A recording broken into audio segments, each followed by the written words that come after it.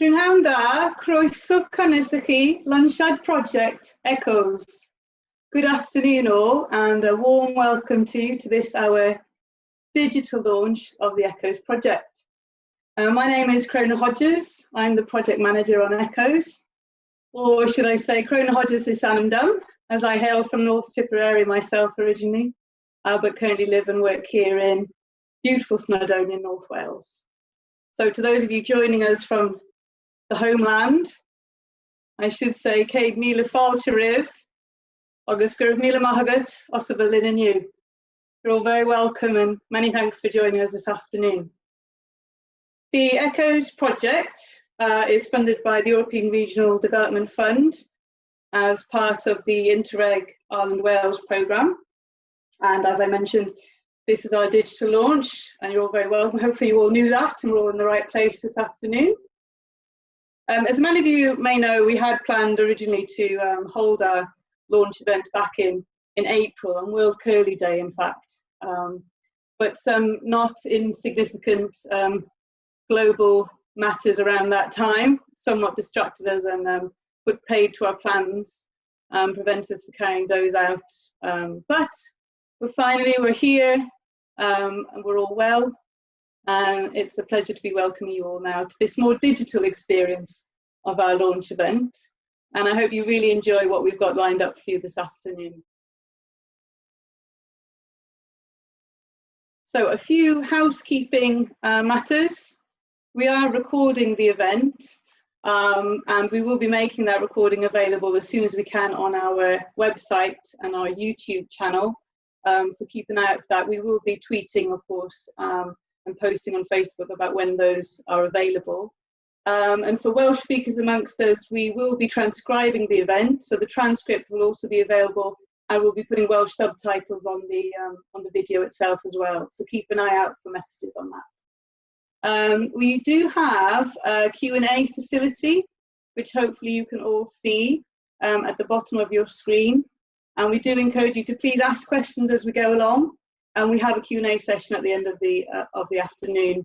And we can actually be answering questions as we go along as well. And the panelists can access the Q&A, so maybe answering questions if appropriate to do so along the way. But otherwise, please do put your questions in there. We have a chat facility available, and that's really for anything that's not a question that you need to get in touch about, or if I need to be told to come off mute or something like that. We thought that might be a good idea to keep that facility open. For those of you who like your social media, we have a hashtag. Please use hashtag EchoesProjLive. We will be using the same hashtag for all of our live events on the Echoes project. And lastly, this is a webinar. It's a sort of view-only platform. Your videos will be off throughout the webinar. But you can participate in the Q&A session should you wish to do so. Should you indicate that you'd like to speak, I do have the facility to allow you to speak, should that be appropriate, should you wish to contribute to the discussion. So that facility is there for us, but otherwise videos will be off throughout. Okay, so in terms of the structure of the webinar this afternoon, and we've split it into two main sections. Both are about 45 minutes long, followed by the Q&A session at the end. The first part will include recordings from Professor Elizabeth Treasure, Vice-chancellor at Aberystwyth University. Aberystwyth University being the lead partner on the Echoes project. So many thanks in advance for that to the Vice-chancellor. And another message is provided then from Lesley Griffiths, member of the Senate, Minister for Environment, Energy and Rural Affairs. And again, thank you to her and her team for providing that this afternoon. Then I'll spend 10 minutes or so introducing the main idea behind the project and to go through some of the stakeholders that we're working with and the 5 project objectives. So a very brief introduction, and that will be followed by Principal Investigator from Aberystwyth University on the project, Dr. Peter Dennis, who will be talking a little bit more detail about some of the really interesting science that we'll be doing on the project. So that's really the first part of the webinar. And the second part will include talks from our 4 guest speakers. So many thanks to them for joining us today. They include Dan Rouse, presenter and ornithologist, Dave Wall joining us from Ireland, the National Biodiversity Data Centre, Clive Walmsley, Principal Climate Change Advisor at NRW, and last but by no means least, Ben Lake, MP from Ceredigion constituency. So many thanks again to them. And I wonder if now is the time to maybe go round the speakers. Good opportunity to check the tech is working, reassures me. And maybe just say a few words about yourselves and why the Echoes project really, what interests you and excites you about the project. This is where I may need to press a few buttons. Maybe I don't, maybe you can just unmute and go for it. So should we start with you, Dan? Should we go in the order of the speakers? Yeah, my name is Dan Rouse. I'm a wildlife presenter working mainly on S4C, and then I do consultancy work for other TV shows and films as well on ornithology. The project, so it's something that needs to be done now. So geese have a real close connection to me. I absolutely adore geese. So a project like this where we can all work together and conserve the species is definitely needed, and it's definitely great to be involved in working on it. Brilliant. Diolch yn fawr, Dan. And Dave. Hi, I'm Dave Wall. I'm Citizen Science Officer with the National Biodiversity Data Centre in Ireland. Delighted to be involved in the project. I think climate change is still very much an abstract concept for a lot of people, a lot of the general public. It's great to be able to enhance the evidence base for it, to convince people more and more that it's real. But on another level, I think we're experiencing that quite a few people are witnessing changes. I know on the south coast, on the southeast coast of Ireland, people are noticing more and more changes in the beach structure and areas losing sand. You know, changes in the physical appearance of the coastline. So I think people might be ready to listen and are primed to act perhaps where they weren't before. So. Brilliant. Thank you very much, Dave. Great to have you joining us. And Clive, you're next on my list. Hi, everyone. Thank you very much for the invitation to speak at the event today. I'm Clive Walmsley, as Crona said, from Natural Resources Wales. I'm an ecologist by background, and in the past, quite some years ago, I was involved in coastal habitat restoration projects and as a researcher, and then in terms of rolling that out and delivery. So got a keen interest in coastal issues, as well as kind of currently, and having been working for about the last 17 years or so on climate change in Wales. So I see that the Echoes project as being a really interesting and key initiative to improve the kind of evidence base that we've got to inform both our policy and our delivery of management on the coast going forwards. So look forward to the event. Thank you. Fantastic. Thank you, Clive. And yourself, Ben. Hello, good afternoon, and thank you once again for inviting me to be a part of this afternoon's events.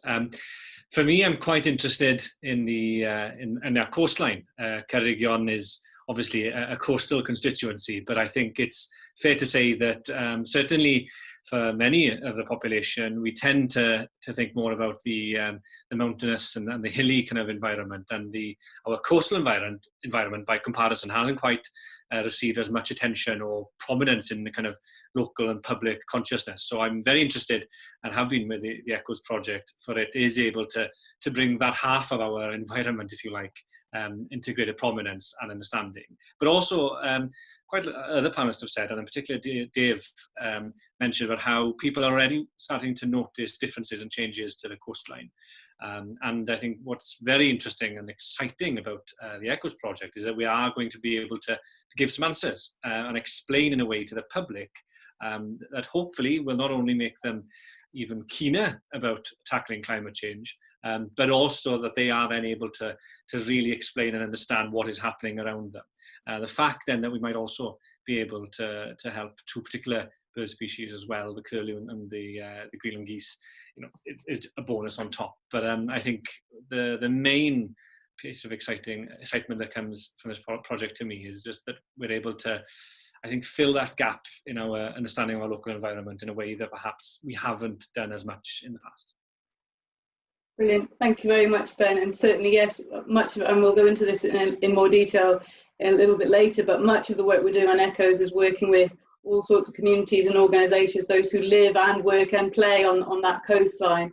That's very much at the forefront of where we're going to be focusing our engagement work, of course, on this project, and you know, promote that message of climate change awareness and what we can do about it. It's very much part of the Echoes project. So fantastic to have you all on board this afternoon. Thank you again. We are going to start next hearing from Professor Elizabeth Treasure, who's Vice-chancellor at Aberystwyth University. Croeso cynnes i'r cynhadledd. A very warm welcome to this virtual launch of the Echoes project. What a shame, and I'm personally very sad, that we couldn't meet in person. This was meant to be launched on World Curlew Day, but of course the world has changed so much since then. A project such as this, which is encouraging the Celtic nations, in this case Ireland and Wales, to work together to look at a project that crosses borders, that of world migration, is something that I think is really important. I will be following this project with great interest going forward. COVID has required us to work in a very different way and to really look at the way humanity is affecting the whole world and the whole globe. I'm really pleased that you are having this virtual launch. I wish you well in your work and look forward to hearing of the results. Diolch yn fawr. Well, diolch yn fawr, Professor Treasure. And yes, indeed, COVID-19 has changed the world as we know it, and certainly the way we do things. I certainly didn't think I'd be welcoming you all from my home here in Abergynolwyn for the launch event. And we did sadly miss out on marking World Curlew Day this year, as Professor Treasure alluded to. But we're here now, and as I said before, we're well, and hopefully the technology will be our friend and behave for the rest of the afternoon. So moving on, we have a talk from Lesley Griffiths, member of the Senedd, as I said earlier, Minister for Environment, Energy and Rural Affairs. Bore da pawb, good morning everyone. I am delighted to be a part of the launch of the Island Wales Echoes project today. This is one of a number of projects backed by the £80 million EU-funded Island Wales programme. Interreg, the EU's flagship programme for working together across borders, is celebrating 30 years of cooperation and partnership of both our nations, who have played a valuable part in delivering successful projects across our shared Irish Sea. The Welsh Government places great importance on our relationship with Ireland as our closest EU neighbour post-Brexit and a natural partner for Wales, both economically and culturally. Our wish is not just to continue, but to deepen this engagement. Our joint working through this programme has allowed our institutions, our businesses and our communities to learn from each other, to share best practice and to forge long-lasting partnerships. We have a fundamental belief we will achieve more to tackle some of the major challenges of our age, such as climate change, through working together across territorial boundaries. This is the driving ambition set out in our international strategy. In April 2019, the Welsh Parliament became the first parliament in the world to declare a climate emergency, and I subsequently accepted advice from the UK Climate Change Committee to increase our targets for decarbonisation, as well as asking for advice on how Wales could become net zero in emissions. Later that year, I published our new climate change adaptation plan, Prosperity for All, a Climate Conscious Wales. Since then, there has been a growing determination from Welsh public bodies, businesses and communities to play a greater role in reducing our emissions, adapting to climate change and protecting the natural environment. Despite the current pandemic, this determination has only increased, with a lively debate about the need for the recovery from COVID-19 to demonstrate an even stronger focus on action for nature. Therefore, this exciting project, backed by €2.6 million of EU funding from the Island Wales Cross-Border Programme, is being delivered at a crucial time. You will hear in more detail about the project throughout the event. It aims to not only increase our understanding of how climate change impacts the habitats of curlews and Greenland white-fronted geese, and how to protect these habitats. But also based on lessons learned, it will help to increase the knowledge of climate change adaptation for coastal communities in both Ireland and Wales moving forward, which is essential for future generations. I'm delighted one of the main objectives of the project is to stimulate and encourage environmental citizenship. Promoting and encouraging all members of a community to take a shared responsibility is absolutely vital. It comes at a time when during lockdown, many people have started practicing more environmentally friendly habits, including things like exercising outdoors, upcycling clothes, growing vegetables and buying local produce. It is also clear the pandemic and the subsequent lockdown has brought a new appreciation and focus on the importance of Wales's natural environment to our well-being. In repairing the damage to our communities and our economy caused by the pandemic, the Welsh Government want to ensure even more people practice these low-carbon behaviours and communities take an increasing role in combating climate change. Recent years have seen Wales raise its ambition and deliver some real changes, all of which go some way in helping us to respond to the ongoing climate crisis. However, we still have some distance to go in reaching for more long-term climate and environmental goals. Our work as a government will have limited impact unless our people and communities join us in this journey, and in the coming weeks I'll be publishing an engagement plan, setting out how we will engage all communities and industries in Wales to strengthen our collective efforts. We want to encourage all public bodies, businesses and communities in Wales to be part of creating a truly all-Wales plan to overcome the climate emergency. The collaborative projects in the Isle and Wales programme are already an important part of this work by looking at the challenges of climate change in an imaginative and creative way, engaging with communities, sharing concerns and tackling shared interests, benefiting communities and businesses on both sides of the Irish Sea and reflecting our aim to deliver a prosperous, healthier and more equal Wales.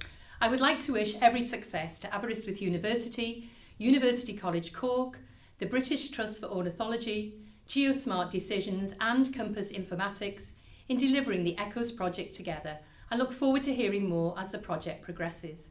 I hope you all enjoy the rest of this day. Diolch yn fawr iawn. Thank you very much. Well, diolch yn fawr indeed to Lesley and her team for sending us that today. I personally found that very encouraging, especially hearing about the determination of public bodies, businesses and communities to play a greater role in reducing our emissions, protecting our environment and adapting to climate change, isn't it? Yeah. And it's particularly those last two that ECHOS will be contributing to as a project. And everyone else involved in the project, I hope I'm right in saying, will also be proud to be playing a part in our collective response to the climate crisis and contributing to our shared understanding of the potential impacts that we all face, both in Ireland and in Wales. And also to be encouraging this sense of global citizenship that Lesley touched on, and environmental stewardship amongst all of those who we engage with along the way. So thank you again, Lesley, for that. This next, I'll be as quick as I can because I know Peter's got lots of really juicy stuff in his presentation about the science of what we're doing. But I have a few slides talking about, well, project partners, the concept behind the project. I'll touch on the stakeholders that are already quite involved in the project and go over our 5 project objectives. So funding-wise, I mentioned at the start of the presentation, funded by the European Regional Development Fund through the Interreg Ireland Wales programme. And Lesley, in fact, mentioned the 5 partners. We are UCC, in particular MARE, the Research Centre for Energy, Climate and Marine, coordinated by the Environmental Research Institute at UCC, down in Cork, and Aberystwyth University, of course, and lead partners. Compass Informatics in Dublin, myself, Geosmart Decisions and my small team here in Gwynedd, mainly in North Wales, and lastly, British Trust Ornithology.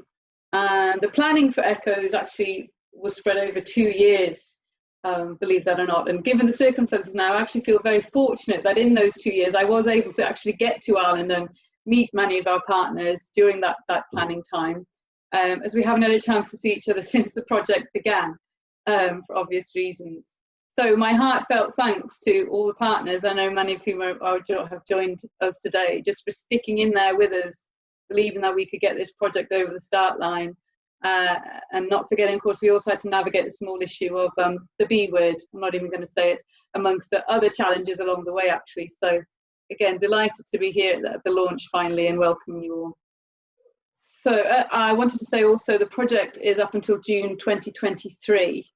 And I noticed we had a question already about the sort of geographic scope of the project, and we will just be looking at the Ireland-Wales programme area. The Irish Sea coast will be where our study sites are.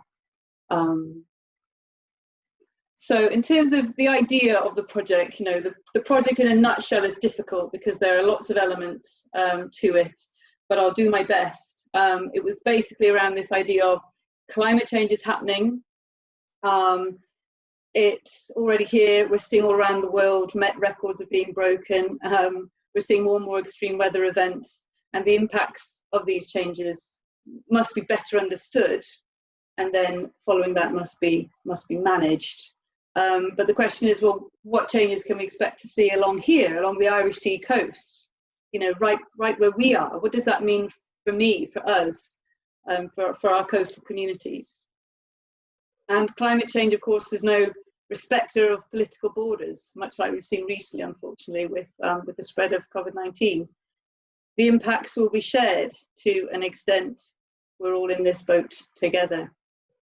But equally, the positive, the flip side, is that there's the opportunity there to collaborate, to learn and exchange ideas and work together in these shared circumstances to come up with shared solutions.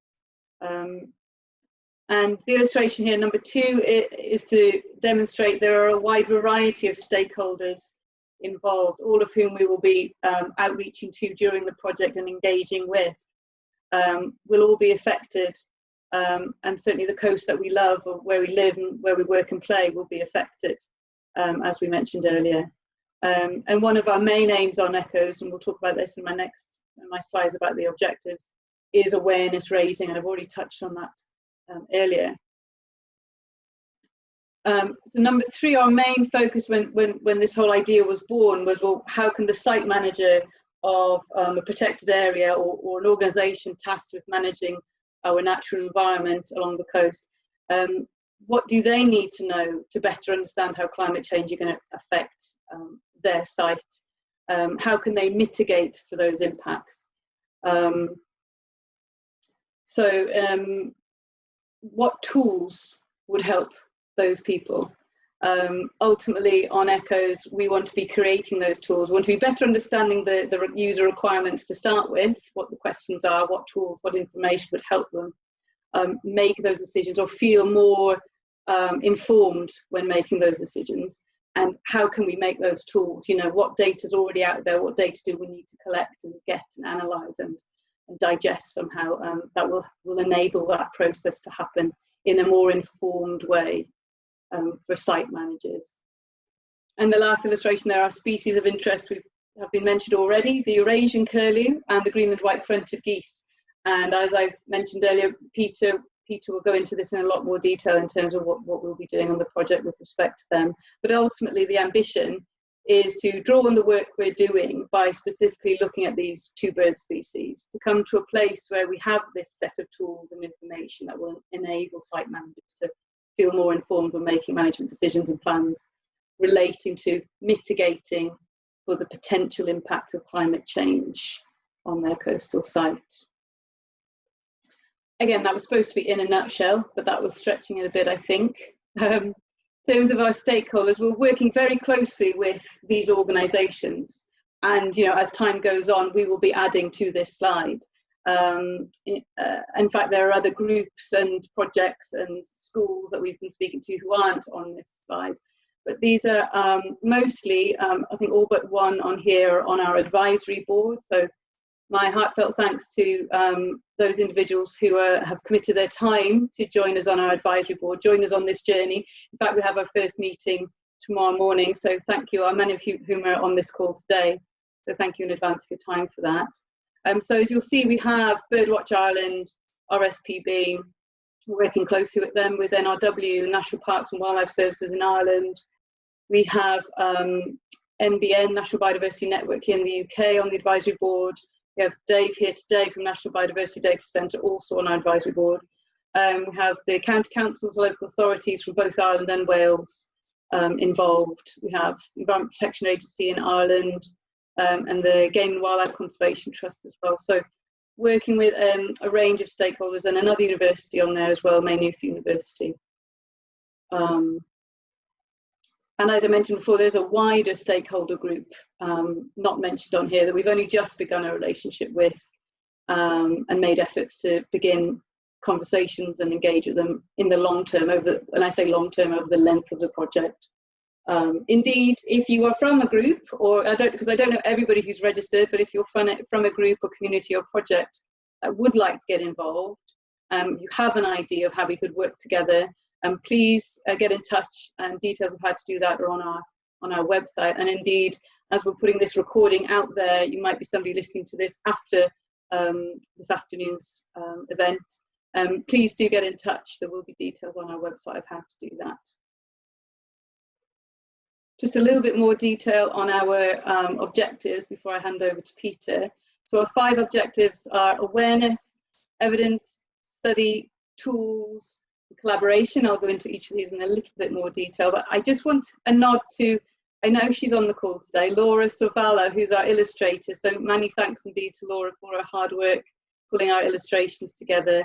She's probably busily illustrating away as I speak, because she'll be creating some new illustrations from the actual launch event as well. I'll be very excited to see, and no doubt we'll be making some noise about them in due course over our social media channels.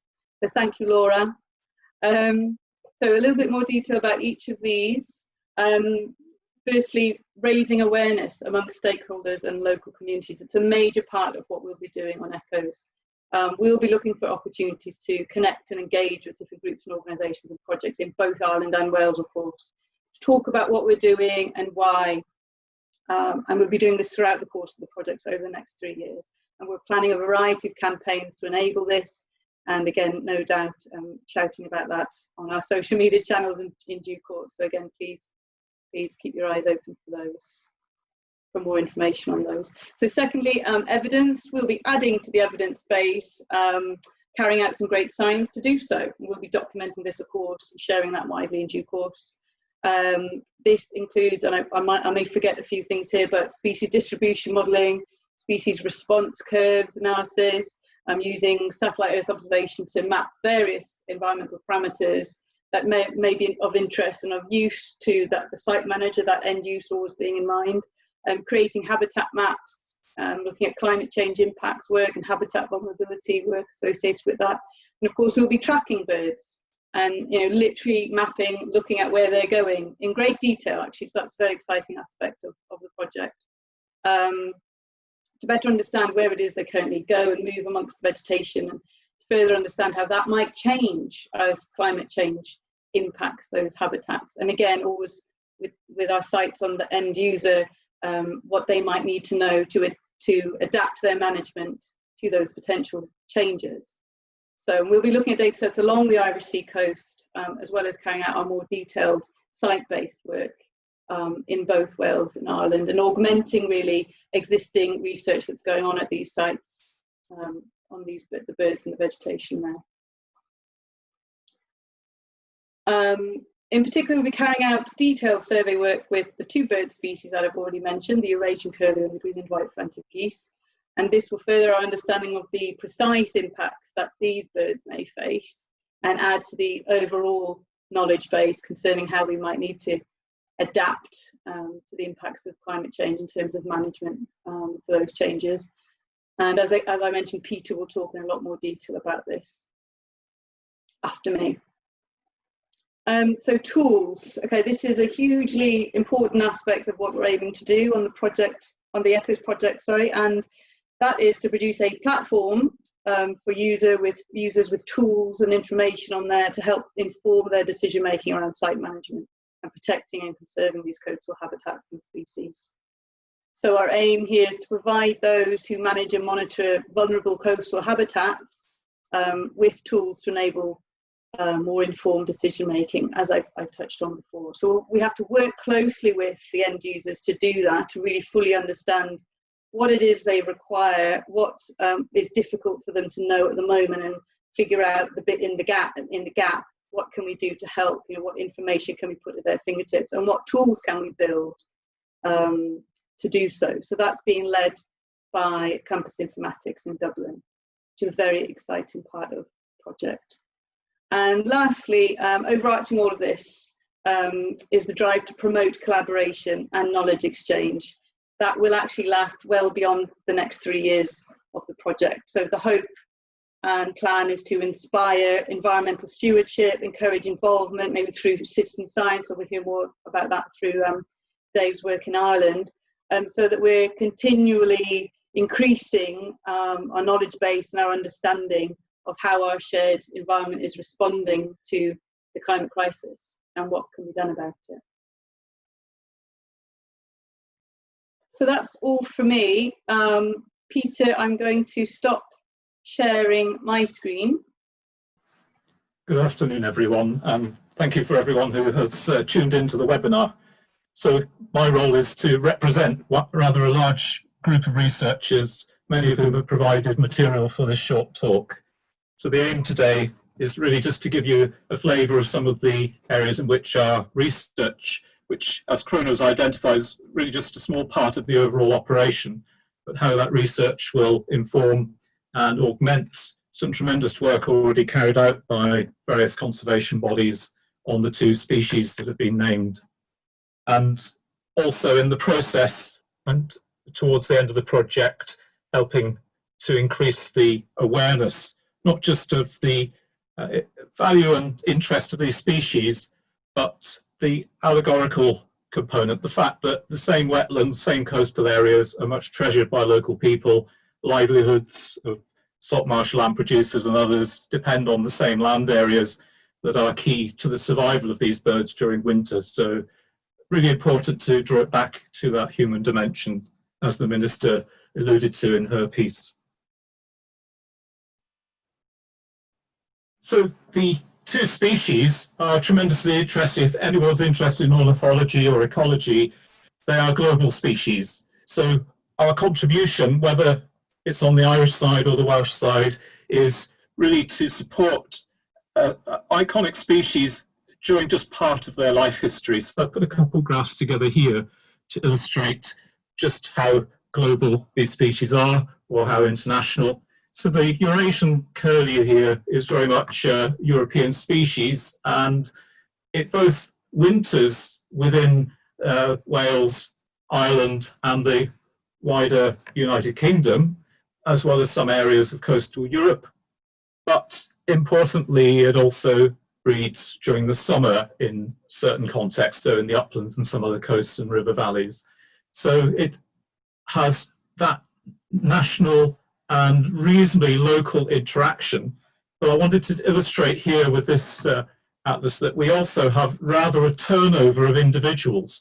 So many of those curlew that overwinter on the Welsh coast actually come in from Scandinavia, North Germany, and find their way to the mild conditions where they can find food, soft, unfrozen soils and mud flats to probe for food and so on, and a plentiful supply of mainly invertebrates.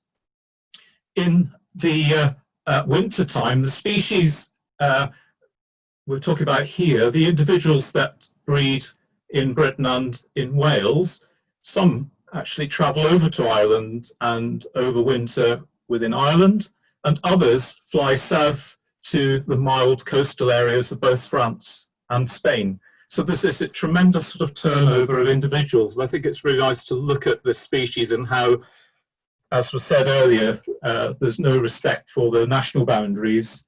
Without everyone looking after the different life stages of this species, then the populations will fail. So it's very much a team effort across countries. So it's really great that we can work together with Ireland on the wintering aspect.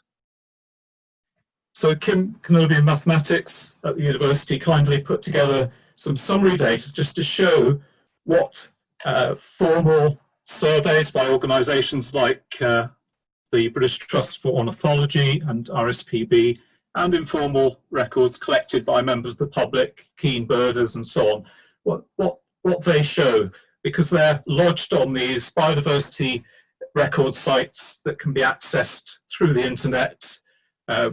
We've got them within the UK. We're going to hear from Dave Wall about the situation in Ireland with the biodiversity recording.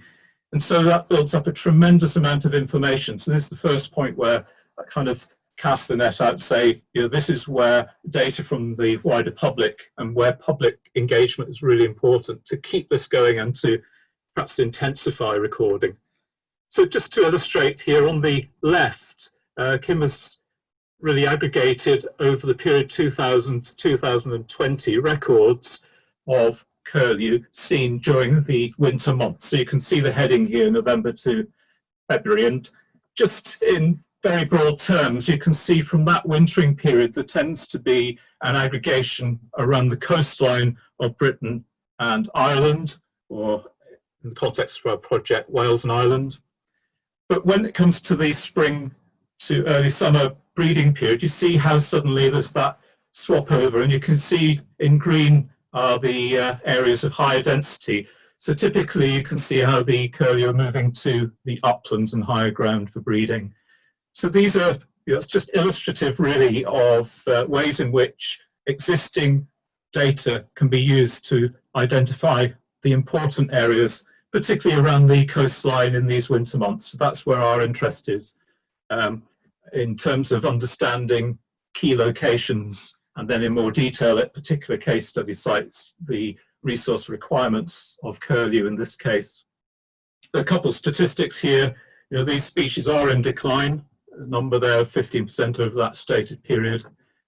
And some very interesting work by British Trust for Ornithology demonstrated that between 1981 and 2000, there appears to be a kind of general shift northwards, which might be driven by climate change in terms of the winter distributions, perhaps because conditions are milder further north, and the birds don't need to travel quite so far to find safe, mild conditions for overwintering.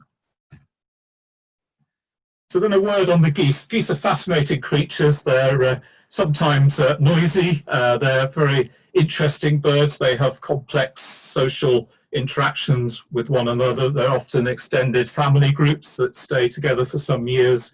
And there's been a tremendous amount of existing work. And it's important to note that there are partnerships working on this species, both in Ireland and in Wales, and an international coordination through the team at Denmark as well, in Denmark, which studies the fate of the species. So again, fascinating in that it breaks down into several subspecies. We're interested in the Greenland subspecies, so the Greenland white-fronted goose. That one breeds on the western side of Greenland, and then the passage route as we come into the late autumn, early winter, tends to be either direct flights into Ireland or flights into Iceland and to the west coast of Scotland. And then there's quite a lot of complex sort of flight and interaction and settling into wintering grounds around the Irish and Welsh coast. So we have a lot of interest in that and working on the existing information that we have. But it's complicated because there's a European subspecies, sometimes called the Russian race, that comes in from North Europe and Russia across, and also traditionally into Britain, into areas such as the Slimbridge Reserve on the Severn. But more recently, there's a tendency for birds to stop in North Germany, the Netherlands, and find suitable wintering grounds there. So there are all sorts of trends that may also be climate related at this scale. In terms of observations, when Kim aggregated these, it illustrates really how a rarer species, perhaps where individuals have less confidence in identification, tends to be rather more poorly recorded. So we don't have the same luxury of records to work with for modelling, and that's why we need further data There are clearly sensitivities with this species in terms of encouraging people onto sites where they're wintering. They're easily disturbed from their feeding, but there's tremendous opportunity to use other methods to build up information on their habitat use and what's essential for their survival in future, and I'll come back to that. So there are some comments there on the right about their decline and so on, you may have read. So Warren Reed, who has been appointed specifically to work on these sorts of data, has demonstrated nicely the extent of available information over the calendar. So for the years 2010 to 2014, he's aggregated the monthly records, and all these graphs show is the winter period is centered in the middle of each graph. So we've got an idea of the sort of information available on Curlew for the top two graphs, with Ireland aggregated with the Isle of Man, and includes Northern Ireland on the left, Wales on the right. And it just illustrates really where we have data. And you can see for Curlew on the top two graphs that we do have reasonable numbers of records on the system, but as soon as we get to the white-fronted goose, then there's a problem in that you can see very low numbers. And with the atlas data summarised in the previous graph and here, there's also uncertainty about whether there's clear distinction between the European and Greenland race, even though they're recorded often as the Greenland race. So this identifies really the need to sort of engage the public and to find ways of gathering further information. So Rachel Taylor of BTO provided these very fine images. One of the things we hope to do is to increase the intensity of fitting BTO colour mark rings to individual Curlew within the case study areas, and that way to ask local birders and members of the public to record if they see these individuals, so that we can start to build up a better picture of site use, where they're roosting, where they're feeding, where are they at high tide, low tide, and so on, to add to existing information. So looking now, this is the Korean or European land cover information for one of our case study sites, which is the Dovey Estuary. And the classification is quite simple. So you can see in the middle, the light blue is open water, the purple on the south side of the estuary is the salt marsh, and then we've got the rush pastures and wetlands, and the blue is the bog areas. All the other greens to the south are higher ground heading up into the uplands. So that summarises it quite nicely, the range of habitats. But then if we take it in cross-section, the degree of tidal inundation and distance from the normal tide lines determines the sorts of habitats. So you can see along the bottom here, we've got the perpetually flooded below the low tide. We've got the sort of open sand and mudflat areas that are very clearly visible if you travel up around the Dovey, either north or south. You see it clearly travelling towards Aberystwyth from Llynlleth if you're driving along the coastal walled road. And then you've got lower and upper salt marsh, which have their own clearly distinct vegetation. The lower salt marsh is more frequently inundated with the tides and has therefore a different combination of species of plants and shellfish and all sorts of organisms. And then you have, beyond the upper salt marsh, quite considerably modified areas. So you do have semi-natural areas where you have mixes of wetland habitat, reed beds, also more naturalised freshwater sort of meadows. And then in the other areas, you have more intensified managed grasslands that might have been sown with ryegrass and so on. And these are really important. I talked about salt marsh lamb earlier, but for livestock production generally, they're very important. So we're interested really in general terms is on understanding how the two species use these different general habitats. Which plants are they feeding on? What nutrition do they gain from that? So looking at existing information, you can find quite a lot of plant names listed for the herbivorous geese. And you can see here a list. I've tried to separate, and I'm using the same scheme. So the orange is meant to be the salt marsh, the light green are the sort of semi-natural wetland, sort of rush pasture habitats, and the bright green are the more intensively managed livestock grazed areas. So that's a little bit of information there. But we feel we need to have rather more certain information to be clear where these birds are gaining their nutrition. So the idea is, and this isn't a posture from which we're going to yield our data, but we're looking to collect fecal material from the birds. And from that, we can use molecular methods to identify the plants that have been eaten. So it's a really neat method. So that's one area where the science will come in, using polymerase chain reaction to amplify DNA that's extracted from those fecal pellets. And then we're very fortunate in Wales that we have the Barcode Wales project has characterised the genetics of these sequences that are assessed within the method for pretty well all the plants in Wales. So we have a database for comparison. So that will give us some really useful information. And we can also double check that it is actually the Greenland white-fronted goose rather than Canada geese or other races from the kind of gut cells that are also in the fecal material. Added to that, we want to add the science of looking at the nutritional value of this plant species and the different plant tissues.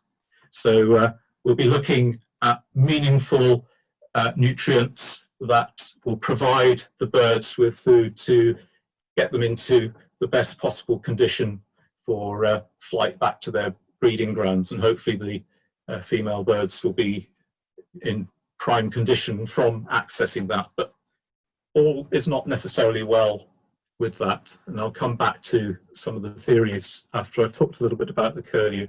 So the curlew are very much probing, feeding on a range of different worms, on shellfish, and on various mollusks, whether bivalves or other things. But they do regularly feed in the wetland and pasture areas, typically on earthworms or insect larvae, like, for instance, dung beetles related to cattle if they're outwintered cattle. So I'm kind of mentioning occasionally where there are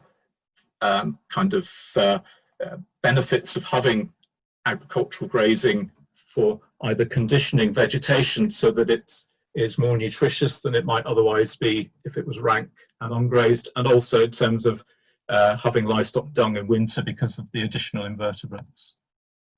So let's have a very quick look at some of the ideas why there are problems with the goose populations. They have declined, as I showed you, and there has been a diminishment of their breeding success in Greenland. It could be to do with body condition when they're leaving sites such as the North Slopes around Wexford or the Dovey Estuary that we hope to study.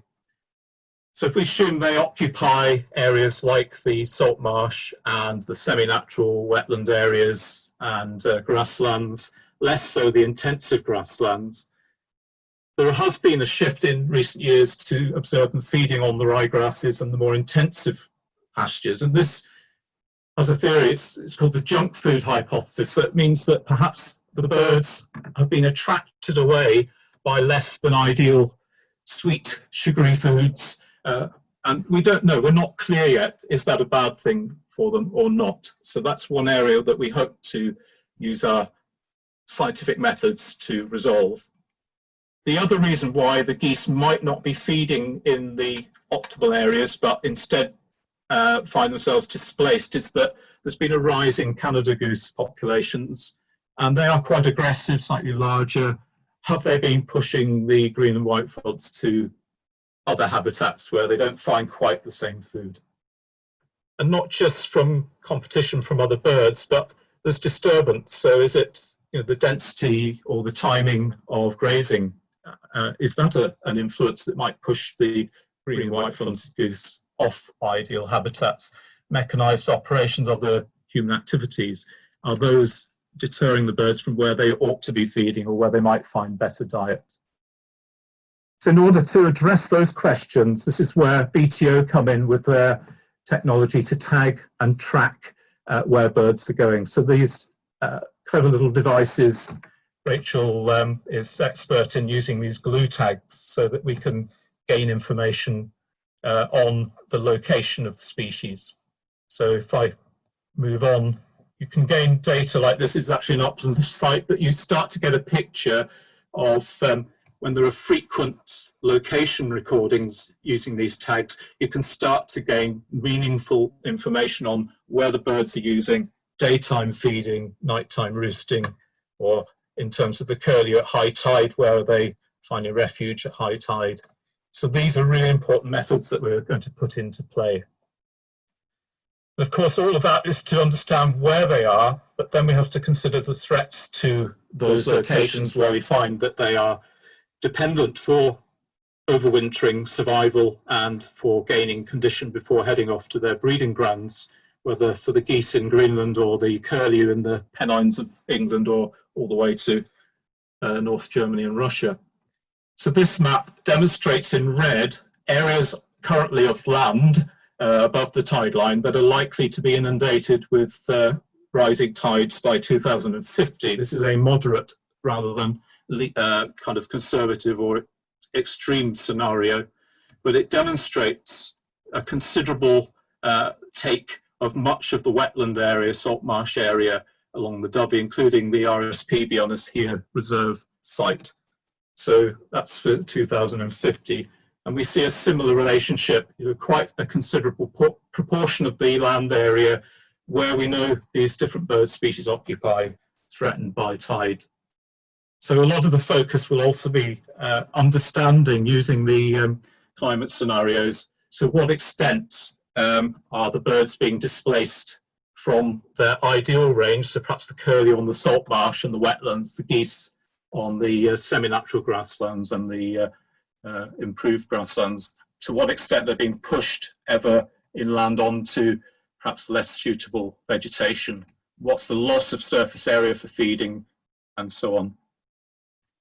And finally, it's an international bird conservation objective, but I'll repeat, the sites that are so valued by these bird species are also very important for the quality of life of people who live in these communities in South East Ireland or in West Wales.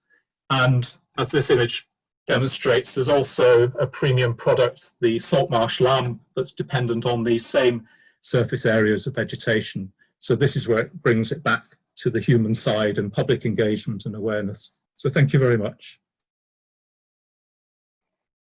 Thank you very much, Peter.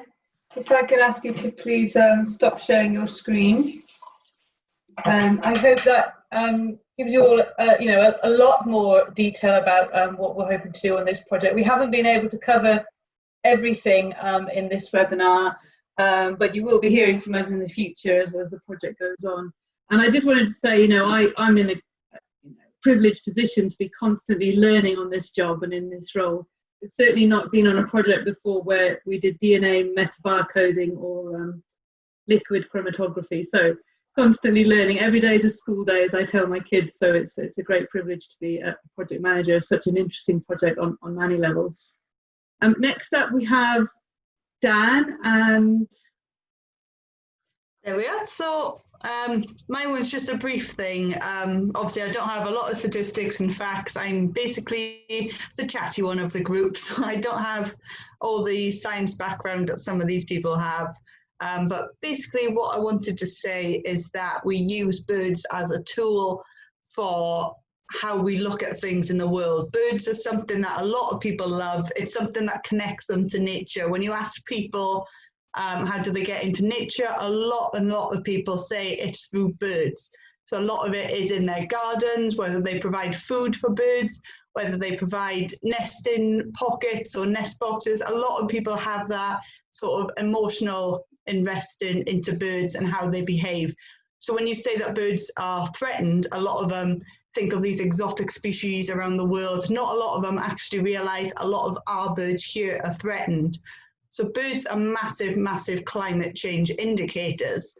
So not only are they regularly observed, they're also regularly recorded. So you've got things like the BTO Garden Bird Watch, you've got the webs counts, you've got the news counts, you've got so many different ones. The RSPB Big Garden Bird Watch is another massive one that a lot of people invest time into, invest a lot of resources of their own to provide data that we can also use. So it's things like this that we can then map what they do, the trends that they give us through citizen science projects and through the public working with us as well. So birds are easy to observe, which means they're great for people looking to map climate change and things like that. But birds are also really dependent on regular things. So birds have specific habitats they enjoy, specific foods, weather, all those kind of things really play a part into why birds are coming to here if they're migratory, or whether if they're resident in certain areas, if there's a factor that has changed, we can then tap into what that factor is and see what has happened to them. So something that has happened a lot recently is the trend of climate change, and we're losing a lot of species. So migratory birds are the ones that are suffering the most, as well as some resident species. But things like swifts, we've got cuckoos, we've got turtle doves. These are all 3 species that are also declining dramatically, along with our curlew and our Greenland white-fronted geese. So I truly and honestly think in my lifetime, I'm 24 years old, we will lose curlew as a breeding species in the UK. It's getting at that rate now that we're seeing loads in the winter, but at least for a breeding species, I do think we are going to lose that species. So things like corn bunting, we've already lost them in Wales. There's very few of them that actually do visit here, definitely really under-recorded whether they breed here. Curlew's that same thing, it's happening in that same trend that we may, or I think we will, lose that species. So there are things we can do about it. A lot of people think unless you are an expert, there's nothing you can do about it, whereas that's not the case. We have so many citizen science projects that you can join on to. You've got the BTO, RSPB, Wildlife Trust, National Biodiversity Network, all these things you can tap into. But the thing that starts it all is schools and children and sort of nurturing that. So you don't need to be an expert. You don't need to be someone that gets paid to do this. You can just enjoy things without the factor of money or having that as your lifestyle. For me, I absolutely adore birds and I will go out and visit areas to see birds. But that's been my life since I was 4 years old. So I've always loved going out to see birds, trying to change my garden into the best thing in the world for birds to come in, and it's now turned into my life, whereas we can give children that opportunity. So I think what we're trying to do with the Echoes project as well is to do these community projects, to do these ways that people can join on, find out what's happening in the world, what's happening to our birds. So these 2 species, the green and white-fronted goose and curlew, are great examples of how people can supply data, can go out and see these birds as well. And once you have that emotional connection of seeing them, sort of associating them with your life and where you've seen them, family trips, seeing these species, that's when people start to truly care about them and love the species and want to protect them. So I think for us, working together with organisations across both countries, so it's not just one doing everything. This is why these cross-partnership projects work really, really well. It's not just one person putting their name on a scientific paper. It's so many people coming together, whether they're experts, whether they're public, whether we're going into schools and doing things that way. It's a way that we can all unite and save species. So if there's anyone that wants to be involved in potential citizen science ones, or if you're school teachers or know anyone that has projects that you could potentially want the Echoes to be involved with, we would really love to hear from you.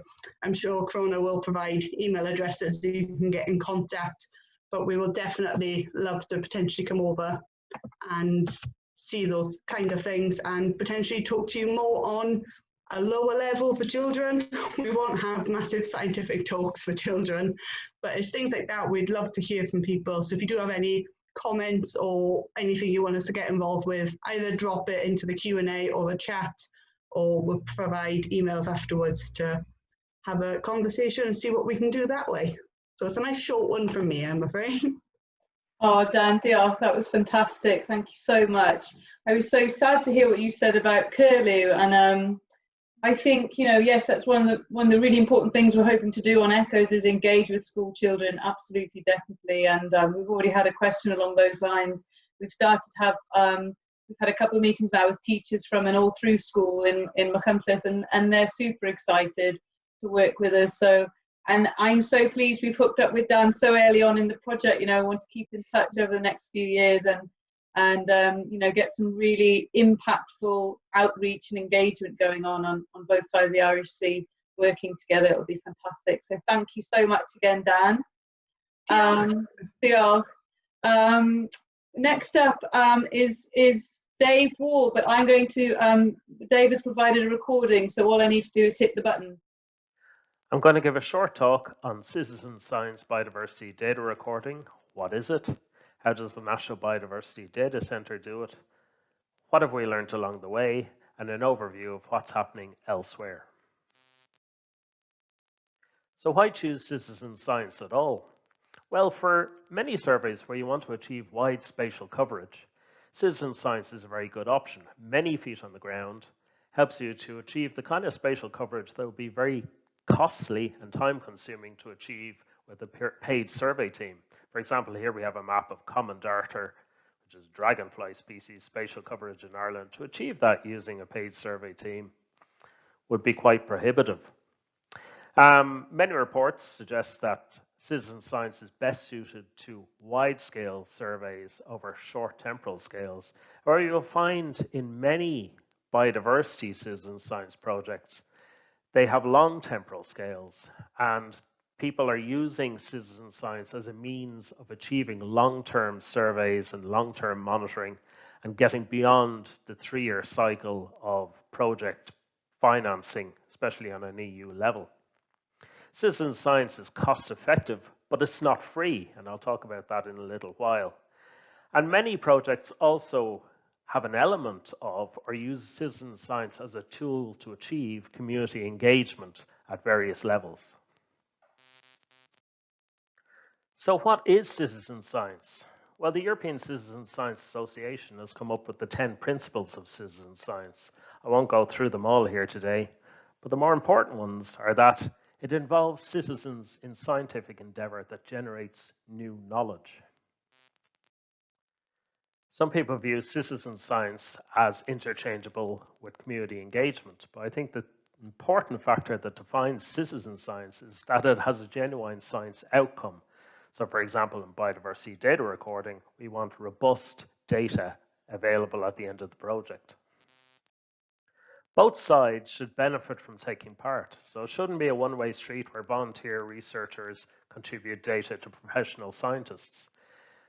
The professional scientists gain in terms of feet on the ground and data received, but the volunteer citizen scientists should benefit in some way. That could be through training, or it could be through participation, experience, etc. It's very important that the volunteer citizen scientists receive feedback from the project. This can be through newsletters or through direct contact or through website updates, but if you don't give feedback, participation doesn't flourish and there's no positive feedback loop to the volunteers. And finally, it's a general point or principle of citizen science that the data generated should be open access, should be public data. It's generated by the public, should be available to the public to use. So how does it work at the National Biodiversity Data Centre? Well, our system is based on 2 separate databases separated by a firewall. On one side, we have incoming unvalidated data, and on the other side, we have data that has been validated into a validated database output through the biodiversity map system. Our incoming data comes from field recorders using the mobile app or online data forms, and we also get databases from third-party providers. Also on the Citizen Science portal is an immediate feedback to the volunteer field recorders, and I'll go through that in a short while. On the other side then, the validated data is output into biodiversity maps, And that also feeds back to the field recorders in that they can see their own records mapped. It's output to the Global Biodiversity Information Facility, to various other users, third-party users,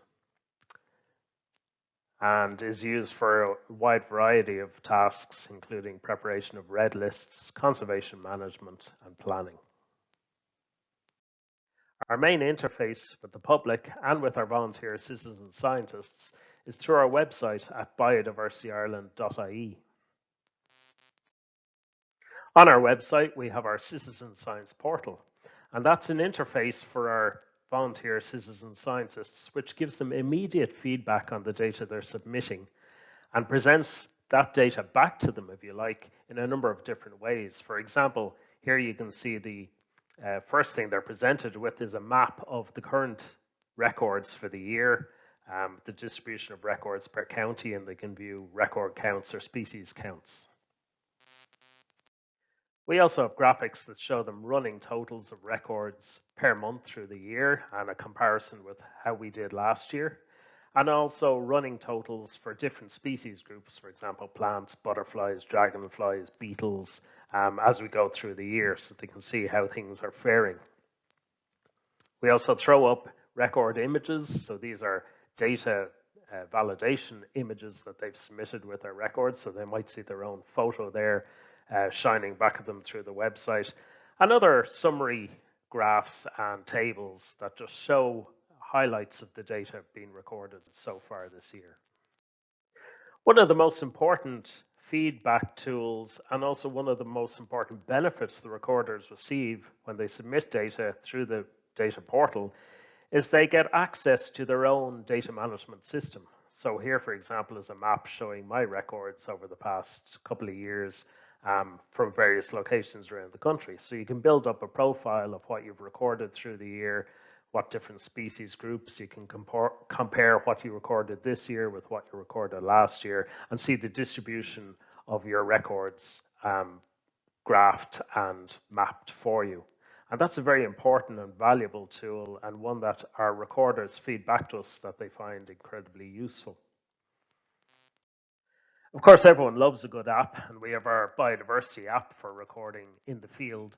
And it's something that's very popular. A large number of our records come in through that app. People like the ability to take a snapshot in the field of something that's spotted, mark in the location, a bit of detail with their record, submit it, and it's straight in on its way to the data center from the recording location. We also have the ability for people to submit data via online data forms through our website.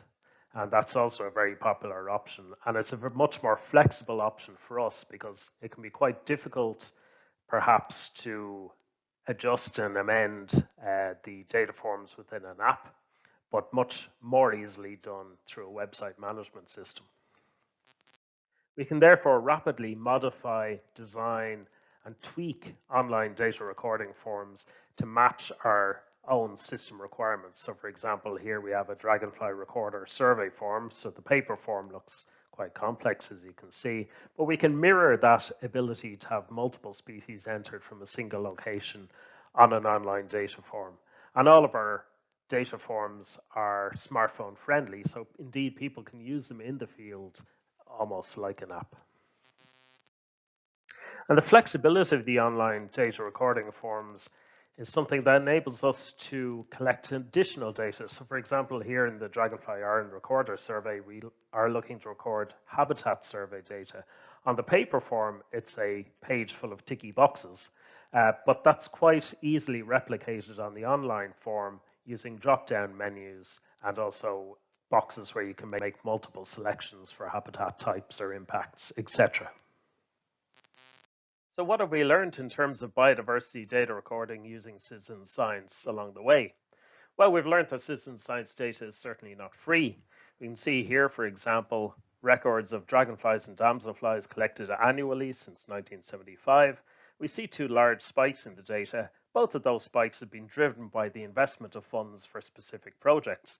For the first spike, it's caused by the investment of money by Ducas for the original Dragonfly Ireland survey 2000 to 2003, and the second spike in 2019 generated by the investment of funds by the EPA in the current Dragonfly Ireland project.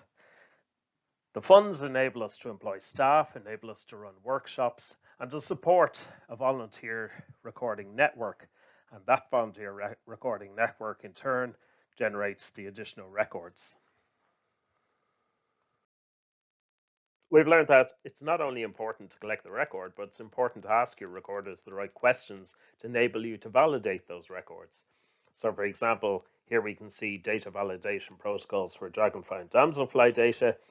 And we look at things like whether a photograph was supplied or not, whether the record date matches the known flight period for that species, whether the coordinates are correct, and if they're correct, does the record location match the known range for the species, and so on and so forth. So for example, in the current project, we might want to think about what are the questions you need to ask a recorder to enable you validate whether the record they're submitting is of a whimbrel or a curlew, for example. We've learned that photos are great. Here's two photos taken by myself. On the left-hand side is the kind of photo you hope to receive with a record, showing a beautifully sharp and clear picture of, in this case, an azure damselfly, which leaves you in no doubt whatever as to what the species is. On the right-hand side is one of my poorer efforts where the animal was distant. I didn't have the right equipment to take a good photo. I think I took this photo using a smart cam and a pair of binoculars. But yet, bad as it is, that photo still enables us to confirm that species as the emperor dragonfly. So even your worst photo on your worst day can sometimes be sufficient to clinch an ID for a species. And photos have been a huge boon in terms of validating records when you compare it to, for example, 20 years ago, before the smartphone era.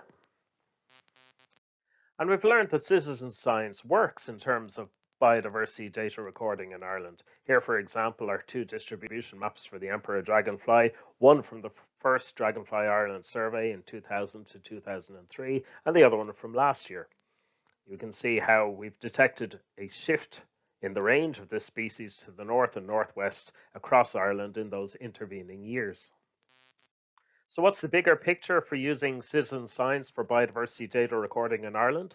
Well, whereas it was once perhaps the preserve of NGOs, we see an ever-increasing number of stakeholders and agencies getting involved in citizen science biodiversity data recording, including universities and state agencies. And we've seen some positive developments recently in terms of standardizing data collection protocols for biodiversity data recording using citizen science in Ireland. Recently, there was the establishment of the Freshwater Macroinvertebrate Citizen Science Workshop with multiple stakeholders working towards a standardized format for in-water sampling of macroinvertebrates for water quality assessment. And we've seen a lot more interest in citizen science in Europe as well. We've seen the establishment of the European Citizen Science Association with 200 individual and institutional members across 28 countries, both within and outside the EU. Its activities focus on getting together Horizon 2020 projects, on developing citizen science policy. There's various citizen science working groups, and as well, it's a good forum for networking and developing collaborations. And we've seen European Union funding swing into action as well in terms of citizen science, with 462 million allocated under Horizon 2020 for science with and for society. Of 200 projects under that funding programme, 29 have a focus on citizen science and or community engagement. The National Biodiversity Data Centre is currently involved in a cost action proposal for looking at citizen science in support of the United Nations Sustainable Development Goals. So there's a lot going on at a European level in terms of citizen science development too. And finally, if we look at the world picture in terms of citizen science biodiversity data recording, the National Biodiversity Data Centre acts as the Irish hub of the Global Biodiversity Information Facility. There you have a network of contributors feeding in, to date, 1.5 billion records of biodiversity. across 53,000, almost 54,000 data sets. And that's generated over 5,500 peer-reviewed papers so far. So you can see that the global network of citizen science biodiversity data recording is quite significant. And as I say, it's growing year on year. So that sums up our brief overview of citizen science biodiversity data recording and its current status and what we've learned. If you want further information on the National Biodiversity Data Centre, come and visit our website on biodiversityireland.ie. And thank you for listening. Fantastic. Many thanks indeed to you, Dave. Citizen science is certainly something that we're very interested in on the Echoes project. And Dave, you're right. Everyone loves an app. My 8 and 9-year-old girls were very interested in identifying every single tree along our walk the other day, simply because Mummy had a woodland ID, a tree ID app on her phone. So it's certainly a hook and engaging the younger generation as well. And it's certainly something we'll be looking into whilst we're working with school-age children as well as that hook in. But some really interesting points then. Hopefully we'll have time to come back to them at the end of today's event. Is that all okay? Can you hear me, Crona? Yeah, good, great, thank you. So yeah, so I'm just going to talk through some, in the context of kind of policy through to site management in the context of climate change, and introduce that in the context of the climate emergency, and the fact that there was as the Minister Lesley Griffiths was saying earlier, that Wales declared a climate emergency last year. So if we move on to the next slide.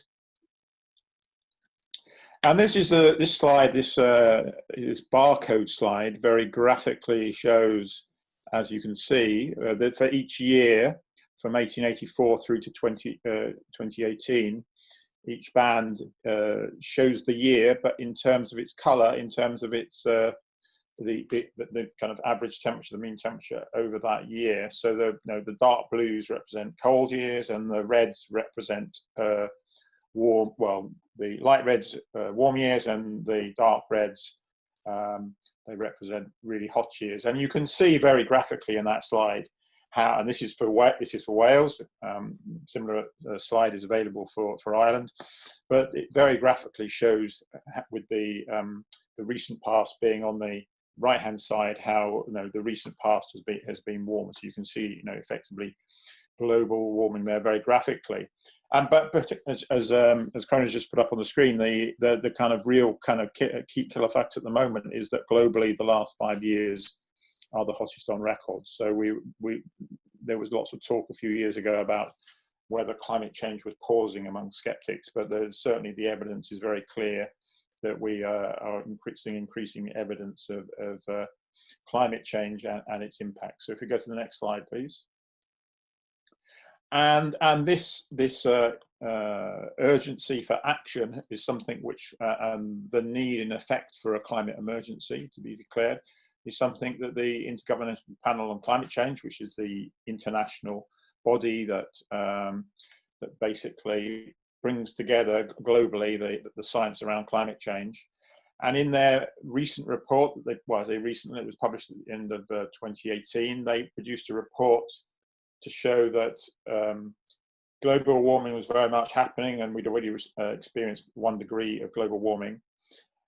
But critically, that middle bullet point on the slide here, that global warming is likely to reach 1.5 degrees, which is a critical threshold, sometime between 2030 and 2052. And if we continue to emit at current rates globally. And so really this group of scientists was sending a very clear message that we were in a climate emergency, and there was a need to limit global warming urgently through kind of rapid and far-reaching transitions. So if we move on to the next slide. And in that context, it was very much, I think, that report which then led on to, I think it was first Manchester and Bristol councils declared climate emergencies, and then that developed as a movement from the ground up, from grassroots up, through people of all ages and all communities across the UK and then beyond in other countries, and has become more like a global movement along with the school strike movement. And of course, Welsh Government declared a climate emergency back in the end of April last year, as indeed did the Scottish Government. I'm not entirely clear what happened in an Irish context there, but you'll also see, and this is by no means comprehensive, but you'll see that also town and community councils or town councils such as Aberystwyth and Machynlleth and some of the councils within the areas where the projects are going to be occurring have declared climate emergencies. And so acting on climate change is very much something which is important across the communities that the project will be working in. Next slide, please. Just a little bit on policy now. I'm just kind of expanding a little bit on what Lesley Griffiths said earlier, really.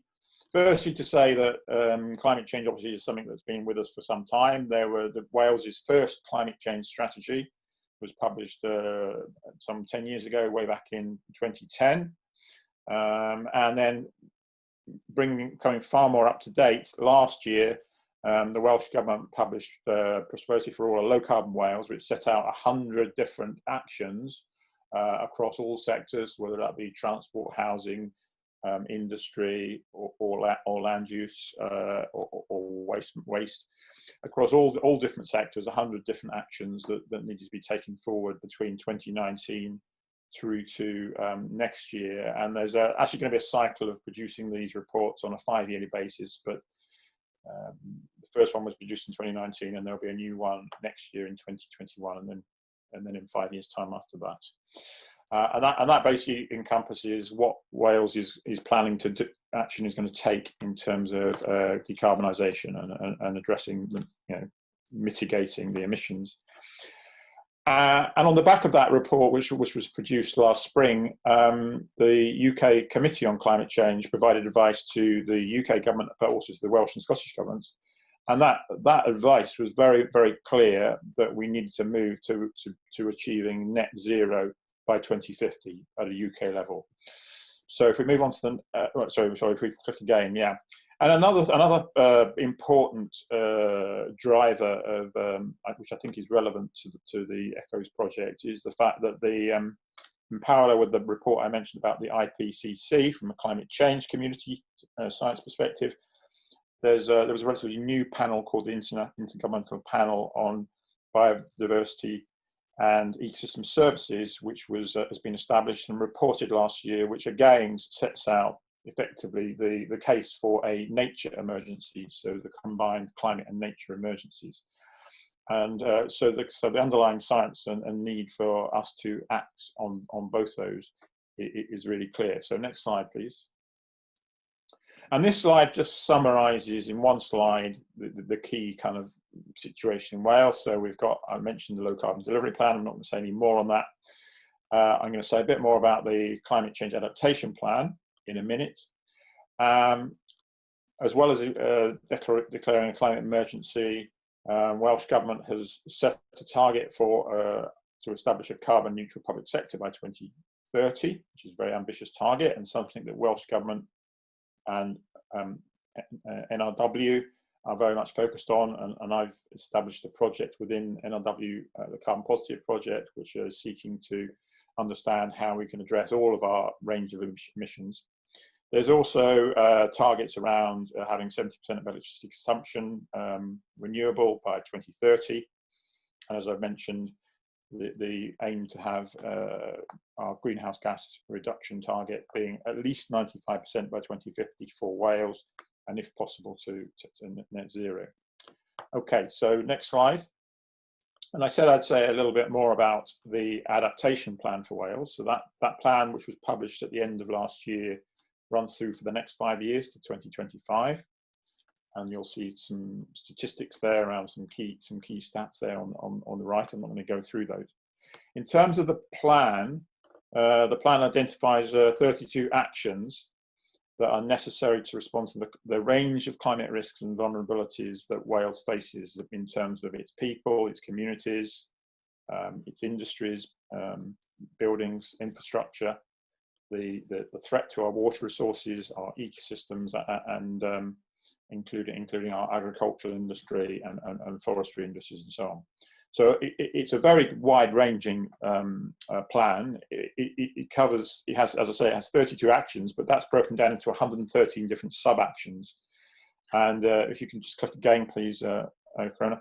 Yeah, and clearly I can say, in the time I've got, I can say very little about it, but I just wanted to draw out, I have looked at the 113 and I've drawn out these 3 as things which I think are important actions that are set out in the plan, which kind of link into the work of the ECHOS project. So improving the resilience of habitats and heritage in Wales coastal zones in response to the potential impacts from climate change, the importance of having resilient ecological networks, and also linking to some of the other work packages within the project, the importance of providing some updated policy and guidance, and the potential for the project to inform that in its latter stages of the project.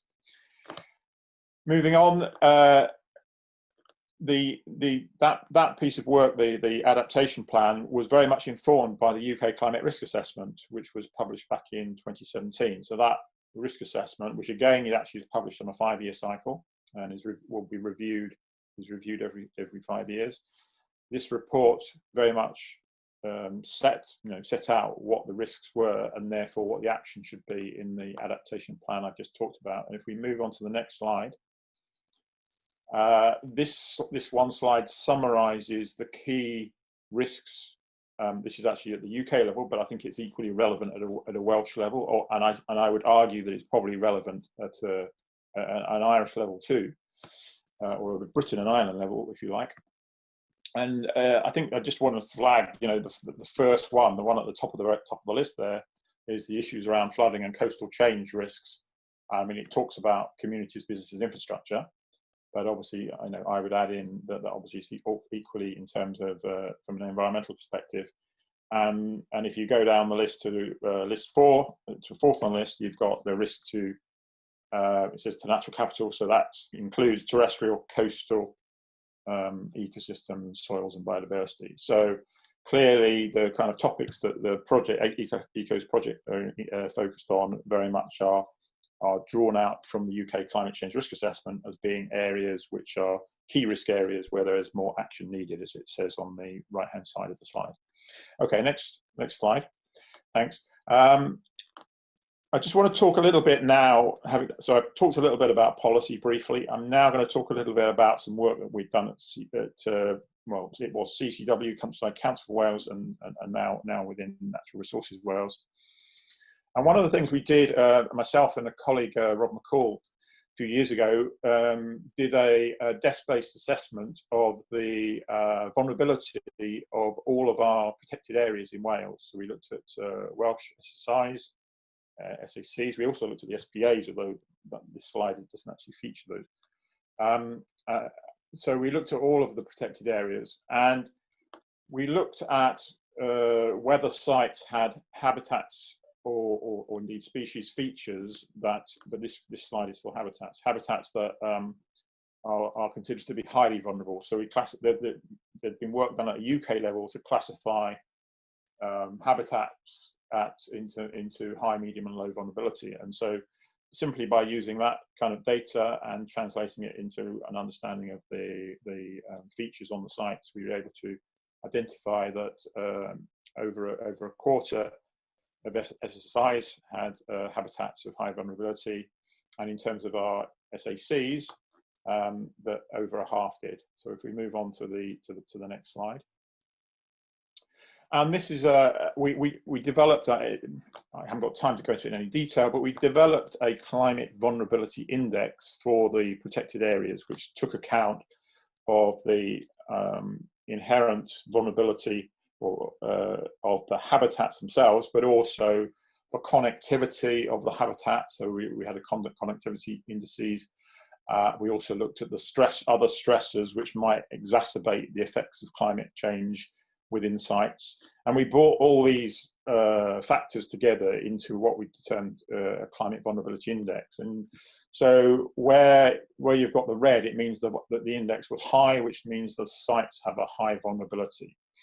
And actually, I mean, doing it at the Wales level, you can't actually see the finer detail for the smaller sites, but I think you can see fairly graphically there that the high vulnerability, the red sites which stand out, are the estuaries, some of the estuaries which I know the project is working on, and that was looking at their vulnerability to climate change over the next 20 years. So if we move on to the next slide.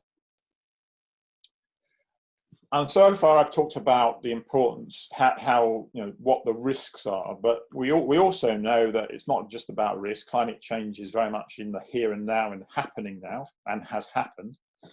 And they're taking you back to 2013, in fact, December 2013 and January 2014. There were a couple of really major storms and storm surges, more importantly, that occurred around that time. It impacted on the east coast of England, but also in Wales, in two episodes in December and January.